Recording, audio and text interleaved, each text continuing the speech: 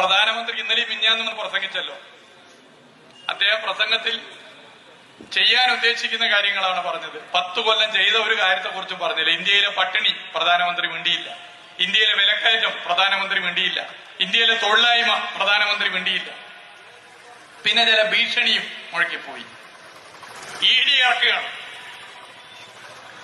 CPIM-ന്റെ സംസ്ഥാന സെക്രട്ടേറിയറ്റ് മെമ്പറും മുൻ MP-യുമായ PK ബിജുവിനെ ഒരു കാര്യമില്ലാതെ ED വിളിച്ചു രാവിലെ മുതൽ രാത്രി വരെ വെറുതെ ഇരുത്തിച്ചു. ഞാൻ ബിജുവിനെ 2 ദിവസം ഇന്നലെ കണ്ടപ്പോ ചോദിച്ചപ്പോ വെറുതെ അവിടെ വിളിച്ചിരുത്തി രാത്രി വരെ മുന്നോട്ട് കൊണ്ടു. ഇതാണ് ED-യുടെ പണി.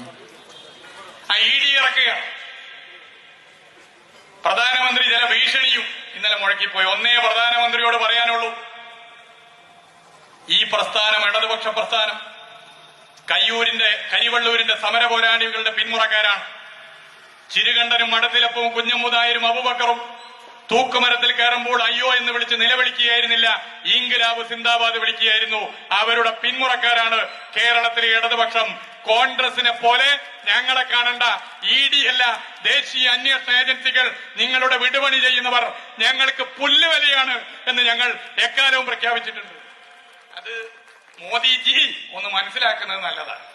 അതുകൊണ്ട് ED അല്ലെങ്കിൽ ദേശീയ അന്വേഷണ ഏജൻസി എന്നുള്ള ഉമ്മാക്കി കാട്ടി ഇടതുപക്ഷത്തെ